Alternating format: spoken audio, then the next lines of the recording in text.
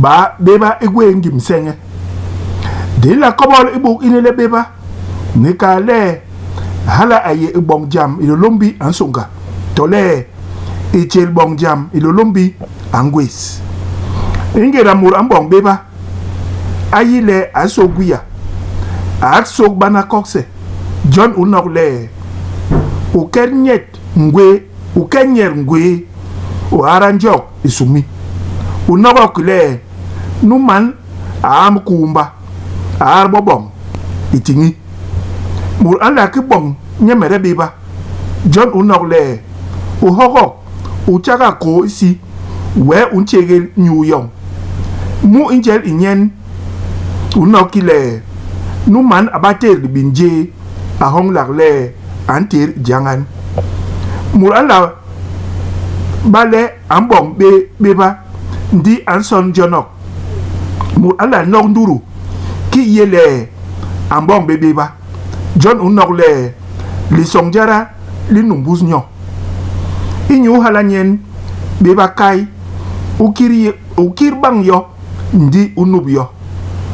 mutelep sep ala nok nduru ala son jonok hala ankob la bele ambong beba ning enkong bitik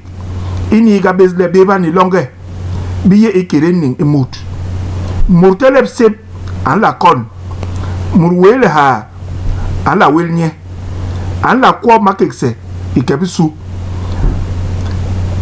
mutelep sep ayile yom yo in la be yembel ba yem le ko John Ambad ilolombi mambarga anso henyele akonde tinye banga himle inyule man ka noga he we ambara John man me abe yongi man an le yo ngi ndab le ike isong hala we anti mame ilolombi imbu sala anke na ingen inide nginda be hijek batole hala we mut an la be yembel hilolombi e bale bo untinye mamon e nyule nyen ayeba yem le ko hala we unebere inigbene itolie ne itinye bebegis John ilolombi a problema so hemon ne angel njombongo le ukonde ba ninye le hem le yong ikonde nang le ukon bang wongi